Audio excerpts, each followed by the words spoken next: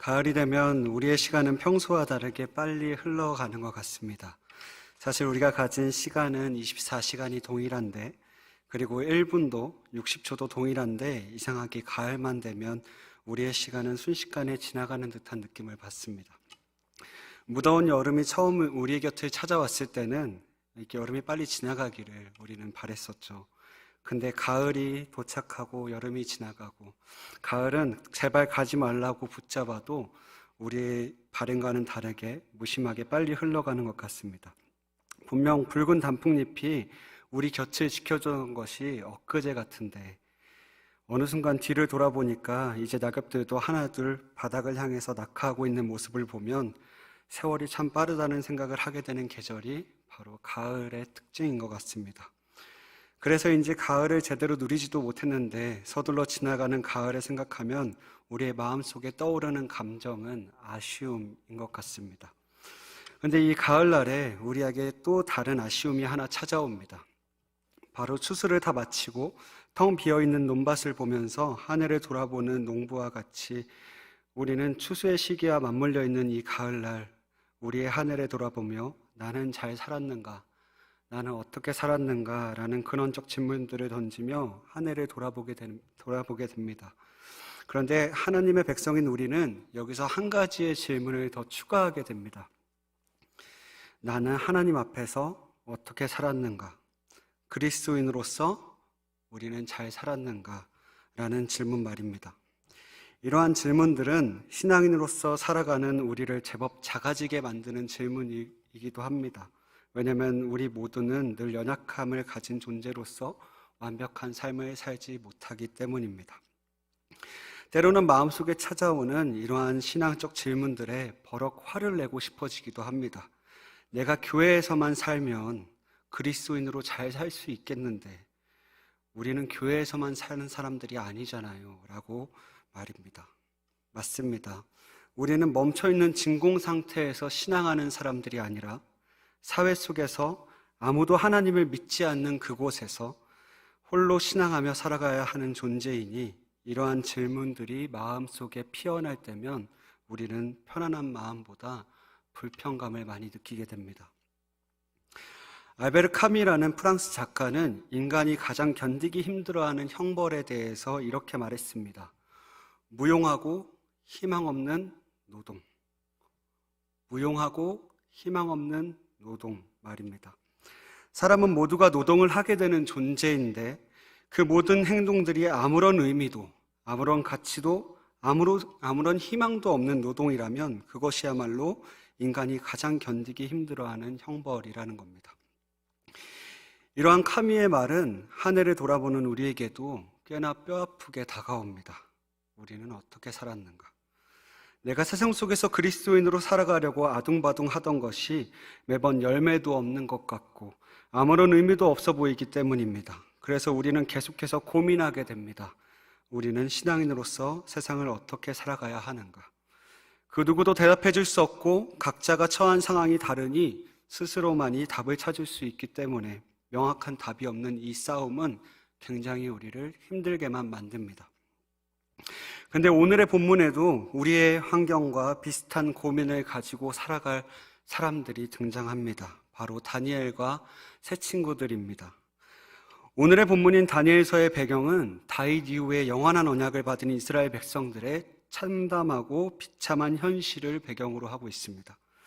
예루살렘은 바벨론 왕 느부갓네살에 의해서 포위당했고 나라의 왕도 하나님을 위하여 지은 성전도 그리고 그 성전 안에 있었던 그릇들도 바벨론에게 빼앗기게 되었습니다. 바벨론은 예루살렘을 포위하고 나서 서서히 그들의 숨통을 조이는 잔인한 정책을 펼쳤습니다. 대표적인 것이 바로 그들의 희망 빼앗기였습니다. 우선 다니엘서 초반에 나오는 1장 2절에서 4절을 보면 바벨론은 예루살렘을 포위하고 나서 두 가지 가진 것들을 가져감으로써 그들의 희망을 사라지게 했습니다. 첫 번째, 바로 하나님의 성전에 있었던 그릇의 일부를 바벨론이 모시는 신전 보물창고에 두는 것. 그들이 첫 번째 했던 행동입니다. 2절에 바벨론이 그 성전의 그릇 일부를 가져갔다라는 표현이 나오는데, 이 표현은 굉장히 고도의 정치적 계략을 펼치던 바벨론의 정치수를 보여줍니다. 바벨론이 성전 그릇을 모두 가져가지 못해서 일부만 챙겨 나온 것이 아니고요, 바벨론의 입장에서는 언제든지 마음만 먹으면 유다를 멸망시킬 수 있다는 힘의 과시적 행동이었다고 볼 수 있습니다. 그러니까 바벨론은 이스라엘 백성들을 언제든지 멸망시킬 수 있지만 당장 멸망시키지 않을 뿐이라는 정치적 의도를 가지고 성전 그릇에, 하나님의 성전에 있는 그 그릇을 일부 놓고 일부만 가지고 나온 겁니다. 그러니까 허튼 짓 하지 말라고 협박을 하는 거죠. 나아가 바벨론은 하나님의 성전에 쳐들어가서 성전 물품 일부를 가져다가 바벨론 자신들이 믿는 신전에 하나님의 성전 그릇들을 가져다 놓았습니다. 이 행동에도 중요한 상징적 의미를 가지고 있습니다. 바벨론이 섬기던 신전에다가 하나님의 신전 그릇들을 가져다 놓는 것, 그것은 너희의 신은 더 이상 너희를 구원해 주지 못해 라는 의미를 가지고 있고, 너희가 믿던 신은 바벨론의 신 마르둑에게 졌어 라는 의미를 가져다 주는 상징적 행동이었습니다. 이러한 상징적 행동을 통해서 바벨론이 이스라엘 백성들에게 보여주고자 했던 의도는 무엇이었을까요? 너희에게 더 이상 희망이 없다입니다.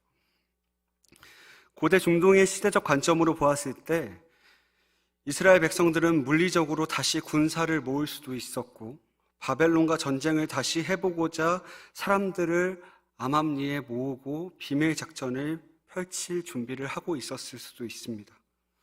뿐만 아니라 재정비를 하고 바벨론으로부터 벗어나려는 전략들을 세웠을 수도 있고, 혹은 언젠가 우리가 다시 전세를 뒤집을 수 있을 거야 라고 희망의 불씨를 끄트리지 않고 끝까지 붙잡고 있었을 수도 있습니다.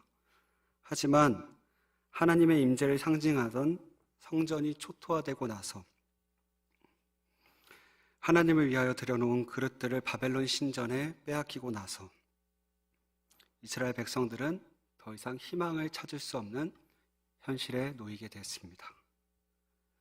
하나님을 잃어버린 순간과 맞닥뜨리게 된 겁니다. 순간적으로 희망을 품으려 하다가도 자신들이 섬겼던 하나님조차 패배했는데 우리가 무엇을 할 수 있겠나 라는 생각들로 결국 이스라엘에 남아있던 희망의 불씨마저 짓밟히는 경험을 하게 되던 것이 당시 하나님의 백성들이 처한 비참한 현실이었습니다. 무엇보다 무서운 것은 유일한 희망이 되었던 하나님이 패배했다는 사실일 겁니다. 우리가 잘 알다시피 희망이 없다는 것은 사람에게 아무런 삶의 의미가 없다라는 것을 의미하기 때문입니다. 사람이 죽고 사는 것은 먹는 데 있는 것이 아니고 정신에 있다라고 말했던 사람이 있습니다. 독립운동가 남자연 씨의 말인데요. 이 남자연 씨의 말처럼 만약 유다 백성들이 정신을 지배당하지 않았다면, 희망이 꺾이지 않았다면 몸이 아플 수 있고 당장이 군사적으로 밀려도 그들은 희망을 끝까지 포기하지 않고 독립을 꿈꿨을 겁니다. 하지만 그들이 정말 고통스러웠던 것은 바벨론의 이러한 정치적 행동으로 인해서 더 이상 어떤 희망도 발견할 수 없는 현실에 처한 상황입니다. 근데 여기서 끝난 게 아닙니다. 바벨론은 남유다의 희망을 빼앗기 위해 또 다른 한 가지를 집어가지고 바벨론으로 가져왔습니다. 그것은 바로 유다에 있는 소년들이었습니다.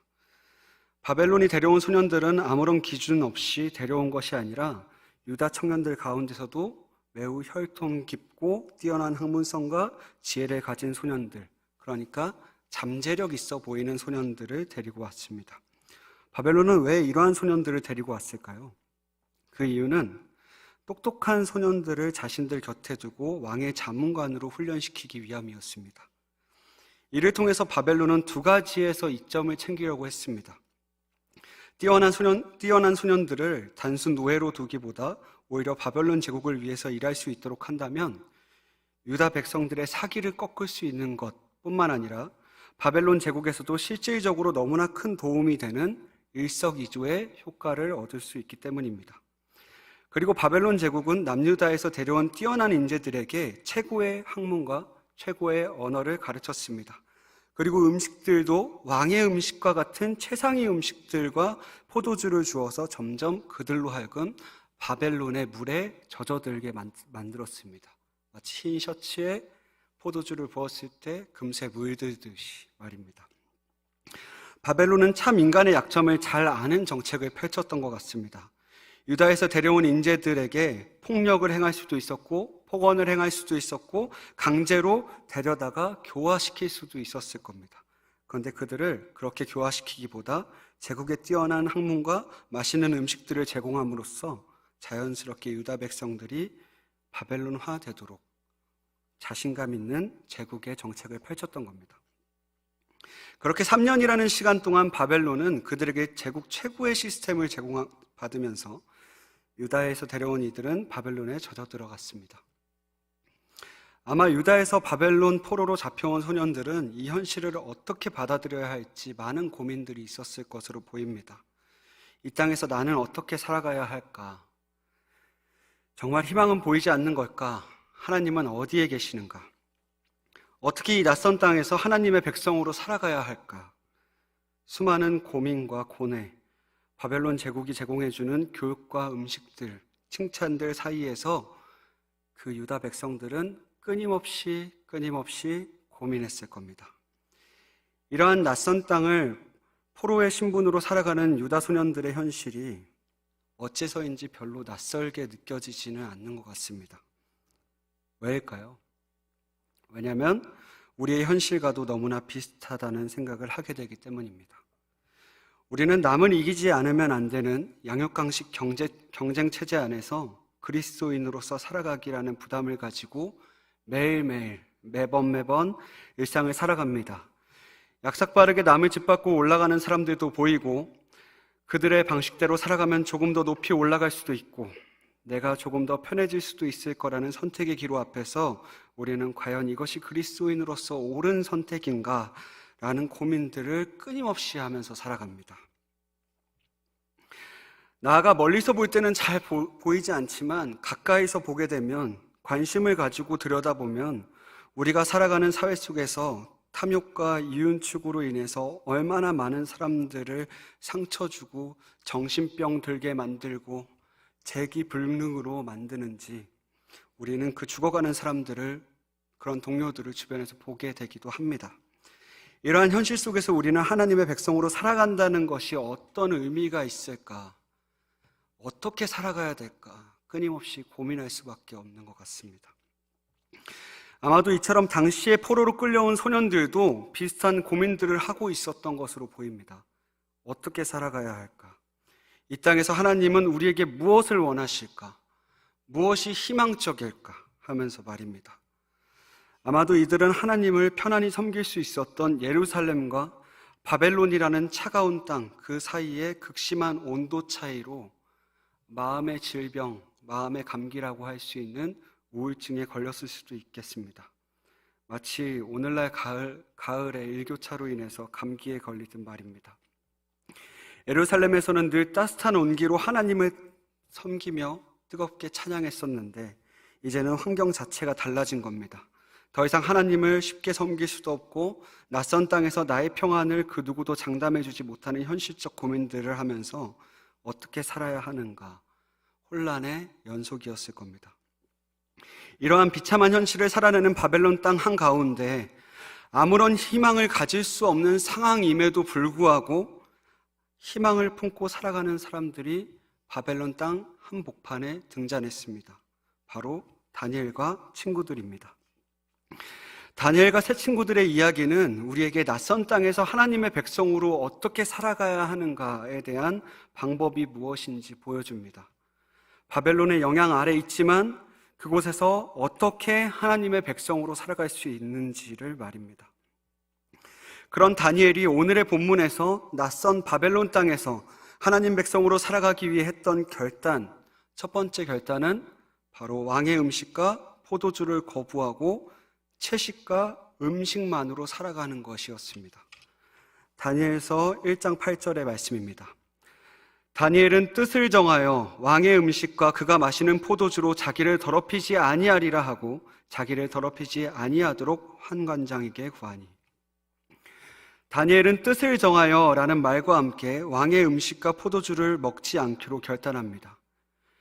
여기에 등장하는 왕의 음식과 포도주는 좀 전에 말씀드렸다시피 제국의 최고의 음식들이었습니다. 그런데 다니엘은 왜 이 왕의 음식과 포도주를 거절했을까요? 그 이유를 8절에서는 자기를 더럽히지 않게 하기 위해서라고 말합니다. 그렇다면 왜 왕의 음식과 포도주가 다니엘을 더럽게 만들었던 것일까요?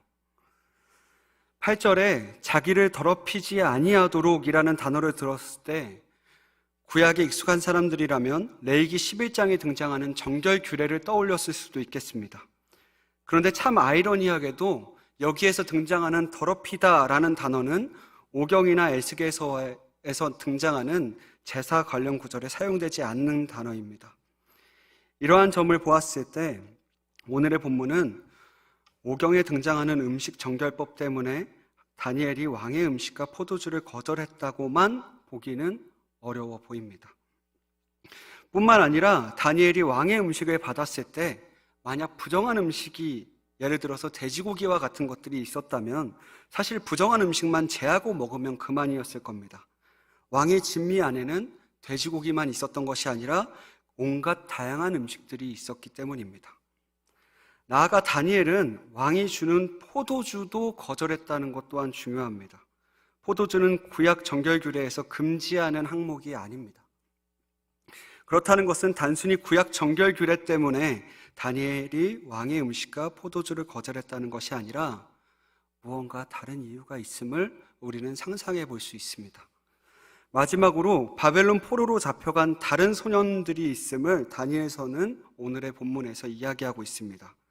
왕의 음식과 포도주를 거부하는 다니엘을 향해서 환관장은 다른 소년들과 비교할 때 다니엘과 새 친구들의 얼굴이 초췌하면 나 환관장이 목숨이 위태롭게 된다고 말하는 점을 보았을 때 다른 유대의 소년들은 별 거리낌 없이 왕의 음식을 먹었음을 우리는 유추해 볼 수 있습니다. 이러한 점은 굉장히 중요한 부분이기도 합니다. 아무리 포로로 잡혀간 유대인들이지만 유대인들에게 정결규례는 굉장히 중요한 문제였습니다. 그런데 다른 소년들은 음식을 먹었다는 점을 보았을 때 왕의 음식과 포도주는 단순히 정결규례 때문에 거절한 것이 아니라 다른 어떤 이유가 있겠다라고 생각해 볼 수 있습니다. 그렇다면 다니엘은 어떤 이유에서 왕의 음식과 포도주가 자신을 더럽힌다라고 생각했을까요? 그 힌트를 오늘의 본문 안에서 왕의 음식과 그가 마시는 포도주라는 표현이 계속적으로 반복됨을 통해서 우리는 그 힌트를 발견할 수 있습니다. 바벨론 왕이 왜 포로로 잡혀온 소년들에게 왕의 음식과 포도주를 제공했을까요? 서두에 말씀드렸었는데요. 서두에 설명드렸듯이 그들의 삶이 점점 바벨론에 젖어들게 만들기 위함이었습니다. 왕은 사로잡아온 유대 청년들에게 자신이 먹는 음식과 포도주를 직접 지정해 주었다라고 성경은 말합니다. 그 음식에는 왕의 특혜가 담긴 음식이었습니다. 왕의 특별 대우를 받는 사람들만 먹을 수 있는 음식, 왕의 사람이라는 의미를 가지고 있는 음식이었습니다. 내 사람이야. 구약에는 왕과 함께 음식을 먹는 장면들이 종종 등장하는데요. 대표적으로 왕의 상 앞에서 먹는다라는 표현들을 여러분들도 종종 발견할 수 있었을 겁니다. 대표적으로 우리가 잘 알고 있는 다윗의 진정한 친구 요나단이 죽고 나서 다윗은 요나단의 아들인 무비보셋을 자신의 상에서 함께 먹도록 했습니다. 이것은 무비보셋의 평생을 책임지겠다는 특권이 부여된 것이기도 하지만 반면에 사울의 지파, 베냐민 지파의 왕자인 요나단 그리고 그의 아들인 베냐민 지파 사람을 자신의 눈밖에 두지 않고 끊임없이 감시하겠다라는 의미도 가지고 있는 겁니다. 뿐만 아니라 유다의 왕이었던 여호야긴도 바벨론으로 끌려가고 나서 훗날에 바벨론 왕 앞에서 음식을 먹는 이가 되었습니다. 여기서도 여호야긴은 왕과 함께 음식을 먹음으로써 자신의 직분이 회복되었다라는 의미를 가지고 있지만 한편으로 바벨론 왕에게 끊임없이 감시당하는 존재로서 함께 식사를 했음을 구약은 보여주고 있습니다. 이러한 점을 고려했을 때 왕의 음식과 포도주는 단순히 먹고 마시는 음식만을 의미하는 것이 아니라 왕의 음식과 포도주를 먹고 마신다는 것은 바벨론 왕의 사람이 되는 것을 의미하는 것입니다. 단지 좋은 음식을 먹고 마시는 것으로 끝나는 문제가 아닙니다. 왕의 특권, 바벨론에 젖어드는 것, 자신의 정체성을 잃어가는 것, 그런 것들을 의미하던 것이 바로 바벨론의 음식과 왕의 음식과 포도주였던 겁니다. 그래서 다니엘과 세 친구들은 자발적 결단으로 자신을 더럽히는 왕의 음식과 포도주를 거부하겠다고 뜻을 정했던 겁니다. 하나님 나라의 삶의 방식을 포기하게 만드는 제국을 마음에서 지운 것, 그것이 바로 다니엘이 뜻을 정하여 하나님의 음식과 포도주를 거부한 이유입니다.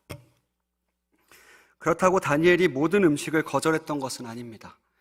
자신의 정체성을 흔들리게 했던 왕의 특권, 왕의 풍성한 만찬, 풍요로움을 스스로 거절하고 하나님의 백성으로서 정체성을 지키기 위해 왕의 음식만을 거절했을 뿐입니다. 다니엘은 바벨론에서 나오는 또 다른 음식인 채식과 물을 선택했습니다. 바로 기초적인 음식만을 먹으며 살아가겠다는 그의 선택이 돋보이는 겁니다. 요즘 말로는 바벨론에 있었던 다니엘의 행동이 굴러들어온 복을 발로 찼다라는 말로 표현될 수 있을 것 같습니다. 하지만 이러한 다니엘과 세 친구들의 결단에 하나님은 어떻게 반응하셨을까요? 성경은 이렇게 평가합니다. 15절에 왕의 음식을 먹는 다른 소년들보다 얼굴이 더 윤택하고 좋았다. 17절에 하나님께서 이 소년들에게 학문을 주시고 지혜를 주셨다라고 평가합니다. 이것이 성경의 평가입니다.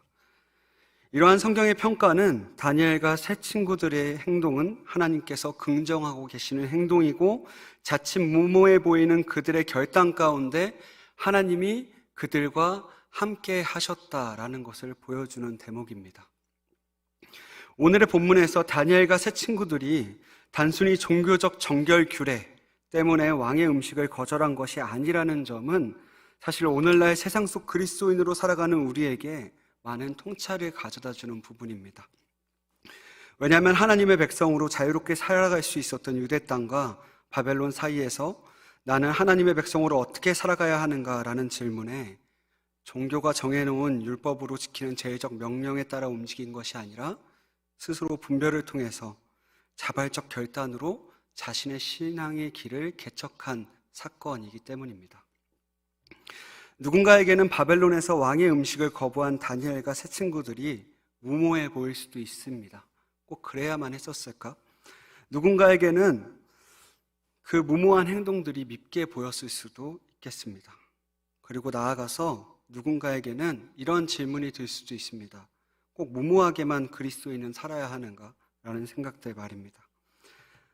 그렇습니다. 우리의 상황은 다양해서 다양한 생각들이 공존할 수 있습니다. 근데 한 가지 명확하게 드러내고 있는 다니엘서의 오늘의 본문에서의 말씀은 하나님의 백성은 각자의 자리에서 각자의 상황에 따라 자발적 결단을 통해서 하나님 나라의 백성으로 살아가기 위한 몸부림이 필요하다라는 것을 우리에게 알려줍니다. 상황과 환경은 다를지라도 우리에게 각자에게 필요한 몸부림은 언제나 필요하다는 겁니다.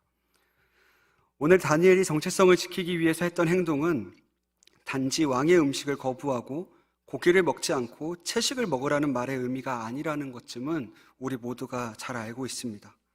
그런데도 우리는 종종 신앙의 정체성을 단지 무엇은 해도 되고 뭔 하면 안 되고 이런 식으로 단순한 종교적 제의로 이해하고 사고하는 경우가 많이 있습니다. 과거에는 주일을 안식일 법과 결부시켜서 주일날 교회에 빠지면 지옥 간다는 얘기를 많이 들었습니다. 그리고 주일에 슈퍼에 가서 돈을 쓰는 것도 너무 많이 쓰면 막 혼나고 그랬어요. 그리고 술은 마시면 안 되는 거고 주일에 공부하면 하나님이 너 성공해도 벌 준다 이런 말을 들으면서 우리는 자라왔습니다. 근데 이러한 말들이 옛말이 되었지만 요즘은 또 새롭게 변형이 된 것 같습니다. 요즘은 우리의 성품에 종교적 제의적 율법들이 많이 들어와 있는 것을 볼 수 있습니다. 그리스도인은 화내면 안 되나요? 그리스도인은 무조건 바보처럼 희생만 해야 되나요? 얄밉게 누군가 우리를 괴롭히면 우리는 그저 당해야만 하는 건가요? 근데 때로는 우리는 이러한 현실 앞에서 고민하게 됩니다. 당해야만 하는 거 아닌가? 참아야만 하는 거 아닌가? 라고 말입니다. 사실 저도 답은 온전히 잘 모르겠습니다. 근데 그런 율법들이 우리 안에도 가득 차 있습니다. 그리스도인이기 때문에 마치 유대인들이 돼지고기를 먹지 않는 것처럼 종교적 제의 때문에 우리는 그러한 행동들을 할 때가 꽤나 있습니다. 오늘 다니엘서가 말하는 것은 이것은 해도 되고 저것은 하면 안 된다는 것이 하나님 백성으로서의 정체성을 지키는 것이 아니라는 겁니다. 우리의 가치관이, 우리의 세계관이 그것으로 인하여, 어떤 사건으로 인하여 흔들린다면 과감하게 결단할 수 있는 노력들이 우리에게 필요하다고 다니엘은 말합니다. 왜냐하면 하나님의 백성으로 살아간다는 것은 삶의 방식의 문제이기 때문입니다. 삶의 방식이요. 바벨론이 풍요에 젖어서 살아갈 수 있었던 다니엘과 세 친구들은 뜻을 정하여 왕의 특권을 거절하고 온 세상을 다스리는 분이 하나님이심을 왕의 음식과 포도주를 거절함으로써 고백했습니다. 이방 땅에서 풍요로움을 걷어차고 근본적인 하나님의 백성으로서의 삶의 방식을 선택한 겁니다. 오늘날 우리는 이 다니엘의 이야기처럼 교회에서의 하나님의 온기를 느끼다가 각자의 일상 속으로 흩어져 하나님의 백성으로 살아가게 됩니다. 그런데 그럴 때마다 막막함과 답답함들이 많이 몰려오실 거라고 생각됩니다. 교회의 온도와 우리의 일상의 온도는 너무나 다르기 때문입니다. 아마도 교회에서 일하는 제가 여러분들에게 하나님의 말씀이라고 이렇게 다니엘서의 말씀을 전하는 것도 저에게는 무모한 자발적 결단일지도 모르겠습니다. 하지만 한 가지 우리가 꼭 기억했으면 좋겠는 것이 있습니다. 우리가 살아가는 현실은 진공 상태, 고정된 상태가 아니라서 다양한 상황들이 있는 현실이라서 그곳에서 하나님의 백성으로 살아간다는 것은 단순히 몇 가지의 법칙을 지켜서 된다는 것이 아니라는 겁니다. 우리의 상황과 우리 환경과 각자의 자리에 맞춰서 하나님께 지혜를 구하여 스스로가 답을 내려야 한다는 겁니다. 우리 시간 각자의 일상을 돌아봤으면 좋겠습니다. 오늘날 우리도 다니엘과 같이 낯선 땅을 살아갑니다. 그 낯선 땅에서는 하나님의 백성으로서의 삶의 방식을 버리라고 우리에게 늘 요청하는 것 같습니다. 제국의 힘을 과시하면서 풍요로움으로 우리를 유혹하고 있습니다. 여러분들이 오늘날 받고 있는 삶의 방식을 하나님의 백성으로서의 삶의 방식을 포기하게 만드는 것은 무엇인가요? 한번 돌아봤으면 좋겠습니다. 나를 하나님의 삶의 방식으로부터 멀어지게 만드는 가장 작은 요소들부터 가장 큰 요소들까지 이 시간 한번 줄을 세워봤으면 좋겠습니다. 그리고 하나하나 우리 작별을 구해보는 것은 어떨까요? 비록 커다란 변화를 우리가 당장 이루어내지 못할 수도 있습니다. 우리의 몸부림이 때로는 알베르 카미가 말했던 무용하고 희망 없는 노동처럼 느낄지도 모릅니다. 왜냐하면 큰 변화가 없을 거라는 우리의 상처 때문입니다. 이미 많이 경험했거든요. 그런데 우리는 이 사실을 기억했으면 좋겠습니다. 우리는 사실 알베르 카미와 같이 무용하고 희망 없는 노동을 할 수 없는 존재들입니다. 그러니까 의미 없고 희망 없는 삶을 살 수 없는 존재가 그리스도인이라는 겁니다. 왜냐하면 희망이 꺾였다 말하는 시대에서 하나님은 언제나 우리 곁에, 우리 안에, 우리와 함께 우리의 희망이 되어주시기 때문입니다. 하나님은 단 한 번도 희망이 꺼진 시대에서도 희망이 되지 않으신 적이 없습니다. 그렇기 때문에 알베르 카미가 말하는 희망 없는 노동은 우리에게 존재할 수 없습니다. 그리스도인에게는 말입니다. 다니엘서는 서두에 다니엘과 세 친구들이 어떻게 하나님의 삶의 방식을 택하여 왕의 음식과 풍요로움을 거부할 수 있었는지 그 이유에 대해서 말하고 있습니다. 다니엘서 1장 2절입니다.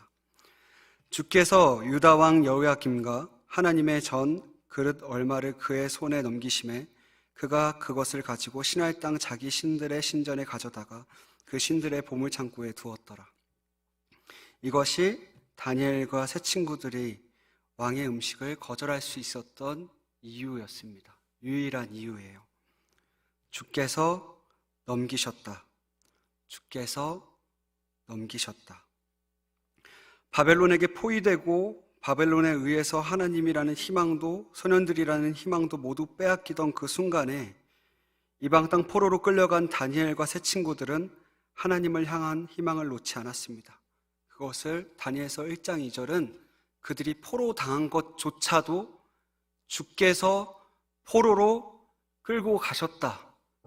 성전이 털리고 성전 그릇들을 빼앗아간 것조차도 주께서 하셨다라고 다니엘서의 기자는 고백하고 있습니다.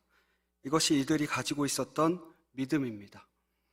다니엘서에서 말하는 믿음은 현실이 처참하고 희망이 보이지 않는 상황이어도 우리가 놓치지 말아야 할 것은 하나님은 언제나 우리의 희망이 되어주신다는 것입니다. 나아가 끝날 때까지 끝나지 않는다는 믿음이 다니엘과 세 친구들이 가졌던 하나님을 향한 신앙이었습니다. 사랑하는 여러분, 우리 함께 세상 속에서 그리스도인으로서 살아가는 몸부림을 지속합시다. 지금 당장은 내 몸부림이 미약해 보일지 몰라도 아무런 변화가 보이지 않는다고 하더라도 무가치해 보이고 허망해 보이고 희망이 없어 보일지라도 우리는 희망이 없을 수 있는 존재가 아닙니다. 하나님은 우리의 일상 가운데 그 온도차 가운데 힘들어하는 우리 가운데 언제나 함께하고 계시기 때문입니다. 이 시간 우리 자리에 일어나서 나는 믿네 결단의 찬양 드리도록 하겠습니다.